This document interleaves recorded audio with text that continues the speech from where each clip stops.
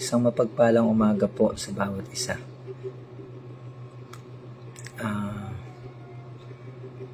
Sana po naririnig ako ng maayos. Murihin ng Panginoon. Nasaan man po tayo sa umagang ito, isang mapagpalang umaga. Loobin po ng Diyos naririnig ako ng maayos dahil nag-appear po sa screen ko na slow connection. Pero salamat sa Panginoon kahit na ganoon ay meron tayong pagkakataon na makalapit sa Diyos, makapag-aral ng kanyang mga salita at mailapit sa Panginoon ang lahat ng ating mga pangangailangan. Bago po tayo mag-aral ng salita ng Diyos ay magitan natin ang Panginoon ng isang pagsambang awit. Magitan natin yung the steadfast love of the Lord never ceases. Salamat sa Panginoon. Praise you, Jesus. The steadfast love of the Lord never ceases. His mercies never come to an end. They are new every morning, new every morning.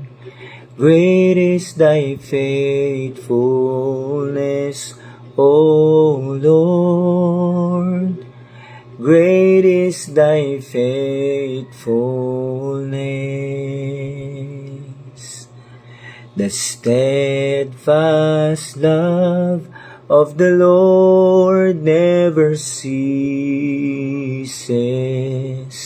His mercies never come to an end. They are new every morning, new every morning. Great is thy faithfulness, O Lord. Great is thy faithfulness. They are new every morning, new every morning. Great is thy faithfulness, O Lord. Great is thy faithfulness. They are new every morning, new every morning.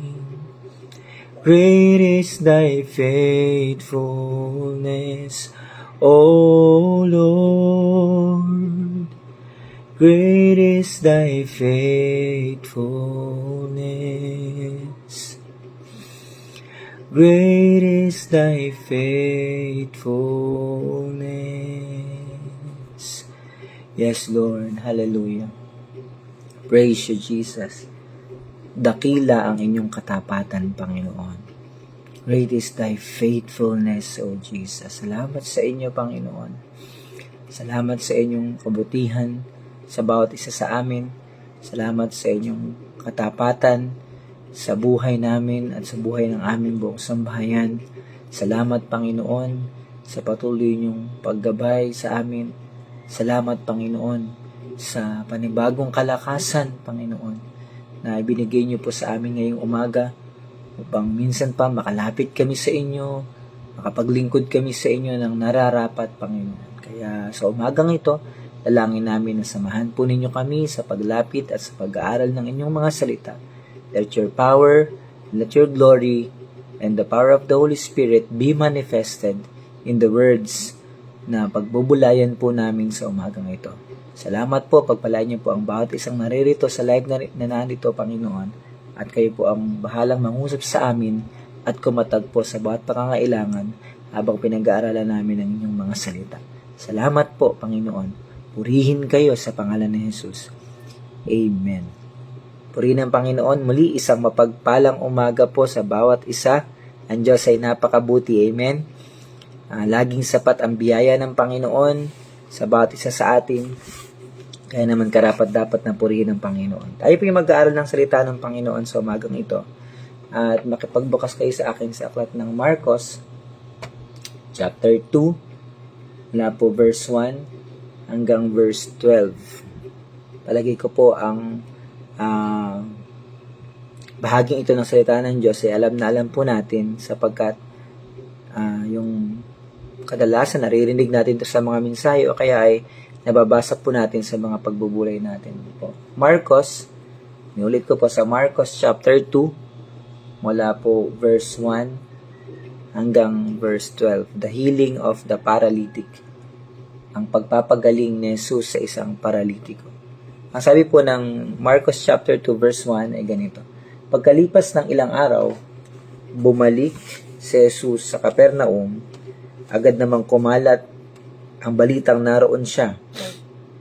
Kaya napakaraming tao ang nagtipon doon sa tinutuluyan niya hanggang sa wala ng lugar kahit sa labas ng pintuan at ipinangaral niya sa kanila ang salita ng Diyos. 3. Habang siya nangangaral, may mga taong dumating kasama ang isang paralitikong nasa higaan na buhat-buhat ng 4 na lalaki. Dahil sa dami ng tao, hindi sila makalapit kay Jesus, kaya binutasan nila ang bubong sa tapat ni Jesus at saka ibinaba ang paralitikong nakahiga sa kanyang higaan. Verse 5. Nang makita ni Jesus ang kanilang pananampalataya, sinabi niya sa paralitiko, Anak, pinatawad na ang iyong mga kasalanan. 6. Narinig ito ng ilang mga tagapagturo ng kautusan na nakaupo roon. Sinabi nila sa kanilang sarili, bakit siya nagsasalita ng ganyan? Nilalapastanganan niya ang Diyos. Wala makakapagpatawad ng kasalanan kundi ang Diyos lang.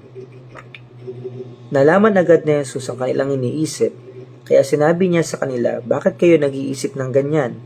Alin ba ang mas madaling sabihin sa paralitiko? Pinatawad na ang iyong mga kasalanan o tumayo ka, buhatin mo ang iyong higaan at lumakad. Verse 10. Ngayon, papatunayan ko sa inyo sa pamamagitan ng pagpapagaling sa taong ito na ako na anak ng tao ay may kapangyarihan dito sa lupa na magpatawad ng mga kasalanan. At sinabi niya sa paralitiko, tumayo ka, buhatin mo ang iyong higaan at umuwi. 12. Tumayo nga ang paralitiko, agad na binuhat ang kanyang higaan at lumabas habang nakatingin ang lahat. Namangha ang lahat at pinuri nila ang Diyos, sinabi nila, ngayon lamang kami nakakita ng ganito. Purihin ang pagkabasa ng salita ng Panginoon. Ang pag-uusapan po natin sa umagang ito ay kung paano pinagaling ng Panginoong Jesus ang paralitiko. Yung mga lessons na pwede nating makita dito sa pagpapagaling sa paralitiko na ito. The healing of the paralytic. No? Una po nating tingnan sa umagang ito ang situation ng paralitiko. We know, kapag paralyzed ang isang tao, wala siyang kayang gawin para sa kanyang sarili. Diba? Hindi po siya nakakakilos by himself o by herself. Kailangan niya ng tao o mga tao na tutulong sa kanya para gumalaw o buhatin siya. Ibig sabihin po, ang paralitikong ito ay isang hopeless case. Kasi hindi mo kayang buhatin ang sarili mo. Wala kang kayang gawin para sa sarili mo. Baka nga po pagkain, hindi niya kayang kumain ng kanyang sarili. Dahil paralitiko siya. O baka naman pinapakain lang siya yung mga kasama niya sa bahay, ng mga relatives niya. So, this is a hopeless case. No? Isang sitwasyon na parang wawala ka ng pag-asa kasi wala kang kayang gawin. Pag dumating po tayo sa buhay natin na ganun, na parang wala na tayong magagawa. No?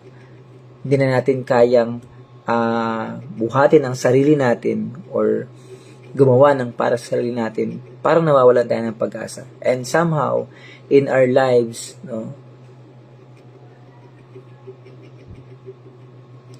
we were paralyzed. May mga point sa buhay natin, dati nung wala tayo sa Panginoon at we were paralyzed by the situation. Hindi natin kaya na makagalaw o makakilos para sa ating sarili. At salamat sa Panginoon at salamat sa mga tao na naglalapit sa atin sa Panginoon. Somehow in our lives before, nung wala pa tayo sa Panginoon, we were paralyzed, but there are people who prayed for us so we can experience Jesus.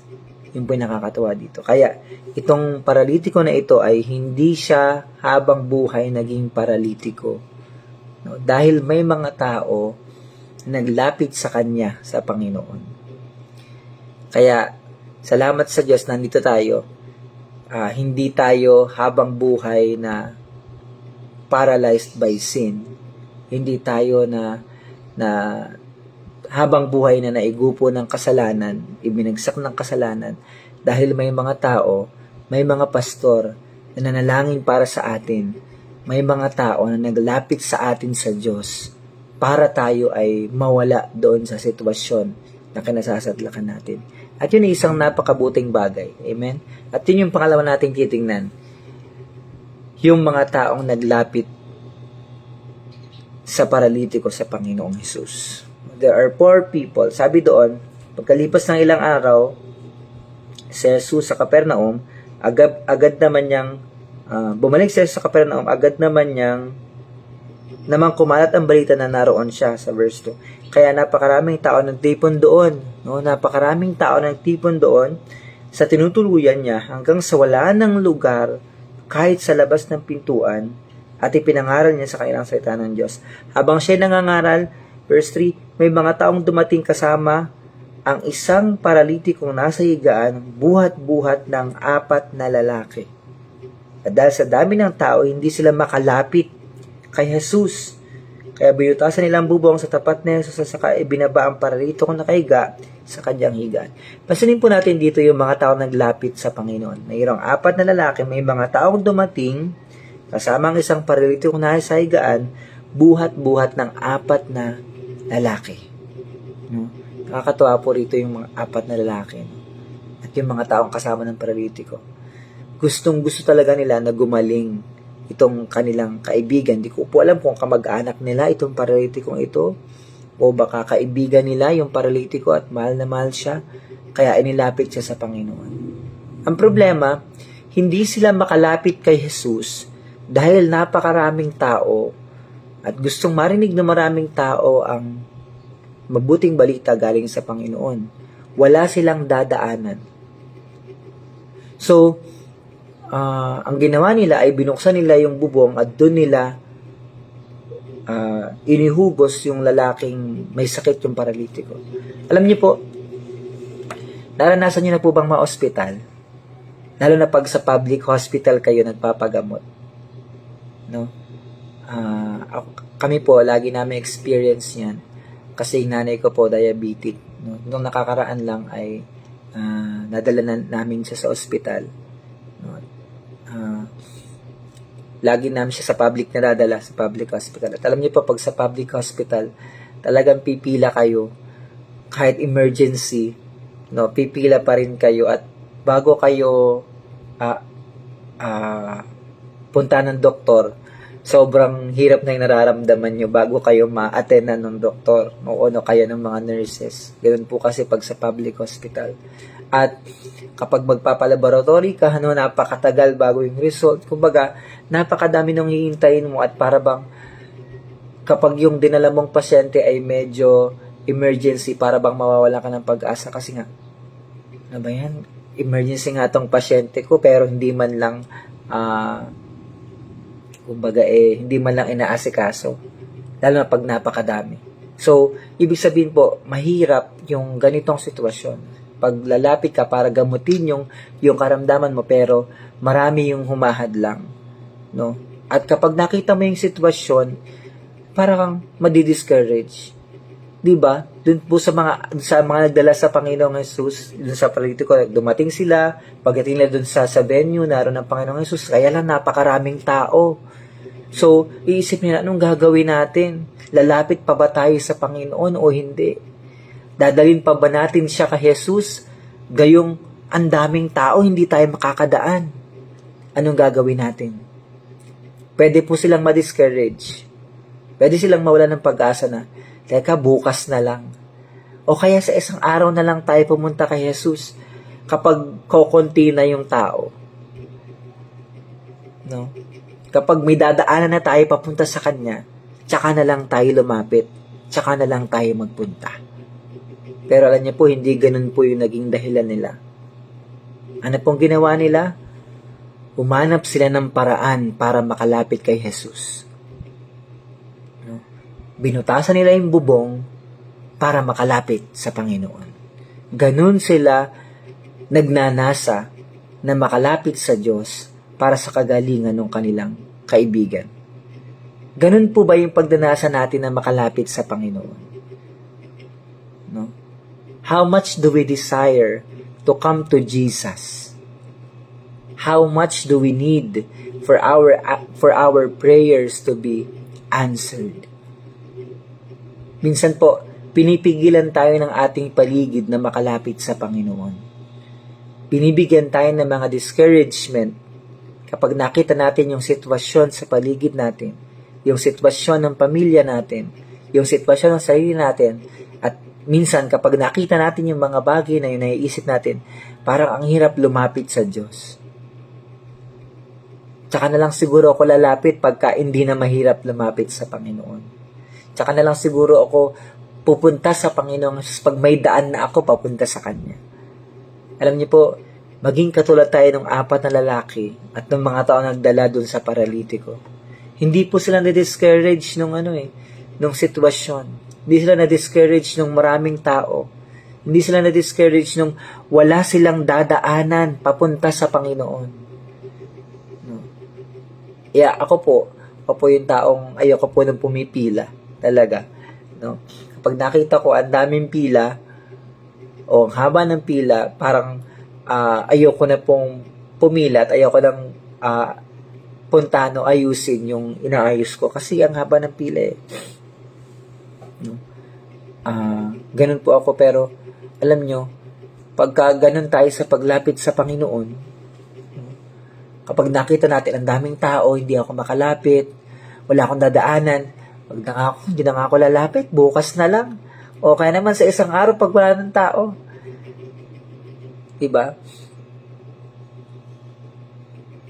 Ganun po ba tayo nagdanasa sa Panginoon na makalapit sa Kanya katulad ng mga tao nagdala doon sa paralitiko? Hindi po sila na-discourage nung dami ng tao, hindi po sila na-discourage nung wala silang dadaanan papalapit sa Panginoon, kundi dahil gusto nila na makalapit sa Panginoon at gusto nila na mailapit yung kanilang kaibigan sa Panginoon, gumawa po sila ng paraan para talagang makalapit sila sa Diyos to the point na butasin nila yung bubong para lang may madaanan sila at mailapit yung lalaking ito sa Panginoon. Ganun po ba tayo nagde-desire na makalapit sa Diyos? Gumagawa tayo ng paraan para makalapit sa Panginoon. Hindi tayo pumapayag na hindi tayo makalapit sa Diyos. Magawa tayo ng paraan para makalapit sa Kanya. Nawa po, ganun yung desire natin, katulad ng desire ng mga lalaking nagdala doon sa paralitiko. At alam niyo po, nabigo po ba yung mga lalaking nagdala sa paralitiko? Hindi po silang nabigo. Tumanggap ng kagalingan ang lalaking ito, yung paralitiko, dahil may mga nagnasa para siya gumaling. At naniniwala din po ako na kahit yung paralitiko mismo, nagnanasa din siya na gumaling. Hindi ko po alam kung ano naging conversation ng time na yon. O mayroon bang conversation dun sa 4 na lalaki sa paralitiko? Siguro sabi ng 4 na lalaki, wala tayong dadaanan. Siguro sabi ng paralitiko, hindi, kailangan makalapit tayo. Gumawa tayo ng paraan para makalapit tayo. Kung sa iba-iba po yun, anong sasabihin? Huwag na tayong lumapit. Wala tayong pag-asa dito. No? Wala tayong magagawa para dito. Pero, dahil gusto nila na gumaling yung lalaking ito, kaibigan naman nila o kamag-anak man nila ito, gumawa sila ng paraan para makalapit sa Diyos. Nawa, ganun din po tayo. Amen? We must not be hindered by the situations around us. We must eagerly come to Jesus. Dahil alam natin, pag lumapit tayo sa Panginoon, may mangyayari sa atin. Gusto ko pong i-refresh yun. Pag lumapit tayo sa Panginoon, merong mangyayaring maganda sa bawat isa sa atin. At tingnan niyo po ito, kahit lumapit na sila sa Panginoon, sinabi na ng Panginoon dun sa verse 5 na makita ni Jesus ang kanilang pananampalataya. Sinabi niya sa paralitiko, "Anak, pinatawad ng iyong mga kasalanan." Verse 6, narinig ito ng ilang mga tagapagturo ng kautusan na nakaupo roon. Sinabi nila sa kanila, "Bakit siya nagsasalita ng ganyan? Nakapagpapatawad, nilalapastangan niya ang Diyos. Walang nakapagpapatawad ng kasalanan, kundi ang Diyos lang." Tingnan niyo po ito. Lumalapit na sila sa Panginoon, naroon na sila sa harapan ng Panginoon. Pero meron pa rin na mga na situation sa paligid nila na nagtutulak sa kanila para wag maniwala at para i-discourage sila dun sa kanilang paglapit. Alam niyo po, ganun po ang kaaway sa atin eh. Kahit naroon na tayo sa harapan ng Panginoon at talagang may sinabi na ang Diyos sa atin, sabi ng Panginoon, pinatawad ka na, pinagaling ka na, pero ang kaaway, dinidiscourage pa rin tayo. O anong karapatan pong lumapit? Anong karapatan mong magpagaling? Diba? Ganun yung situation eh. Kaya, kahit naroon na tayo sa harapan ng Panginoon at nakalapit na tayo sa Kanya, pipilitin pa rin ng kaaway na i-discourage tayo para magkaroon tayo ng pag-aalinlangan at na hindi natin matatanggap yung kagalingan o anumang hinihiling natin sa Panginoon. Pero alam nyo, hindi ipinapahiya ng Diyos ang lumalapit sa Kanya. Amen. Hindi ipinapahiya ng Diyos ang lumalapit sa Kanya. Bagamat may discouragement sa paligid, sabi ng mga tao, anong karapatan mo magpagaling? Nilalapastangan mo ang Diyos. Anong karapatan mo magpatawad ng mga kasalanan? Pero in the end, alam natin, anong sinabi ng Panginoon doon sa lalaki, tumayo ka at buhatin mo ang iyong higaan at umuwi. Kaya, at that moment, tumayo ang lalaki, binuhat ang kanyang higaan, at lumabas habang nakatingin ang lahat na mamangha dun sa nangyari. Pumunta yung lalaking buhat-buhat, umuwi nang naglalakad. Praise God. Pumunta yung lalaki buhat-buhat ng 4 na lalaki, umuwi na naglalakad. Kasi hindi siya napahiya nang lumapit siya sa Panginoon. Kaya pag pumunta tayo sa Diyos, nang meron tayong mga daladala, pag uwi natin, merong magandang mangyayari sa atin. Kailangan lang, hindi tayo ma-discourage na nakikita natin sa paligid natin sa paglapit sa Diyos. Diba? Kailangan kahit anong discouragement yung makita natin, then we should still come to God no matter what. Lumapit pa rin tayo sa Panginoon kahit ano pa yan. Huwag tayong mahadlangan ng mga sitwasyon sa paligid natin para hindi tayo makalapit sa Panginoon. Dahil tulad ng lalaking ito, lumapit siyang paralisado, lumapit siyang walang magagawa. Pero pag alis niya sa harapan ng Panginoon, may nangyari na sa kanya. Kaya hindi pinapahiya ng Panginoon yung lumalapit sa kanya. Ang nakakatuwa po dito, hindi naman sinabi niyang hindi naman unang sinabi ng Panginoon na, gumaling ka na. Ang unang sinabi ng Diyos sa lalaki, pinatawad ka na sa iyong mga kasalanan. No? Hindi lang basta physical healing ang natanggap ng lalaki. Kasama natanggap niya yung spiritual healing, pinatawad na yung kanyang mga kasalanan. And that's a great thing. Isang dakilang bagay yun. To be pardoned from your sin, kung mapatawad ka doon sa mga kasalanan mo, isang malaking bagay yun. All the more, pag gumaling ka doon sa karamdaman mo, lalong malaking bagay. Kaya alam nyo, bago tayo magtapos, bago tayo manalangin, kung merong discouragement sa atin para hindi tayo makalapit sa Panginoon, kahit ano pa yan, wag itong maging hadlang sa atin para tayo makalapit sa Diyos. At wag maging hadlang yung mga nasa paligid natin para mailapit natin yung iba sa Panginoon. Kasi pag lumapit tayo sa Panginoon, merong magandang mangyayari sa atin. Lalapit tayong walang magagawa. Pero pag katapos ating lumapit sa Panginoon, meron tayong magagawa. Kakatuwa po yung lalaki kasi bandang huli, yung binubuhat, ngayon, ang binubuhat naman niya pagbalik ay yung kanyang higaan. Tumayo ka, buhatin mo ang iyong higaan. Tumayo ngayon paralitiko, binuhat yung kanyang higaan. O ngayon, okay, so pumunta ako dito, buhat-buhat ako. Ngayon, pag-uwi ko, ang buhat ko naman, yung hinigaan ko, patunay na may ginawaan Diyos sa akin. Kaya, lumapit tayo sa Panginoon na may pananampalataya at aalis tayo na merong daladala at merong patunay at patotoo na hindi tayo pinahiya ng Panginoon. Ano man yung mga bagay na nais niyong ilapit sa Panginoon, lumapit tayo sa Diyos sa may pananampalataya at gagawa ng dakilang bagay ang Diyos sa atin. Tayo manalangin. Hallelujah, we praise you, Jesus. Salamat sa inyong mga salita, Panginoon. Papakita sa amin na kahit anuman ang sitwasyon sa paligid namin o anumang mga disappointments, discouragement ang pinapakita sa paligid namin para hindi kami makalapit sa inyo, hindi yun makakadlang sa amin. Patuloy kaming lalapit sa inyo dahil alam namin merong magandang mangyayari sa amin kapag lumapit kami sa inyo. Tulungan nyo kami sa mga bagay na ito. Help us increase our faith in the mighty name of Jesus. At Panginoon, yung mga kapatid ko po na nandito sa live, Panginoon, alam ko po na meron din sila mga pangangailangan. Pero sa oras na sila lumapit sa inyo at manampalataya, tulungan nyo sila, Panginoon. Pagpalain nyo sila at katagpuin nyo po yung kanilang mga pangangailangan. Natas namin sa inyo, Panginoon, ang aming mga tagapanguna, ang mga pastor na nangunguna sa amin.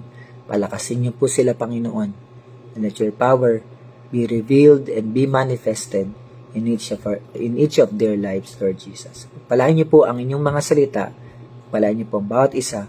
Sa buong maghapon, Panginoon, we pray na ang inyong banal na Espiritu ang patuloy naming maranasan na naman ang aming gagawin. Purihin kayo at dakilain sa pangalan ng Panginoong Jesus. Amen. Purihin ng Panginoon, salamat po sa Diyos, salamat sa kanyang mga salita. To God be the glory. God bless us all.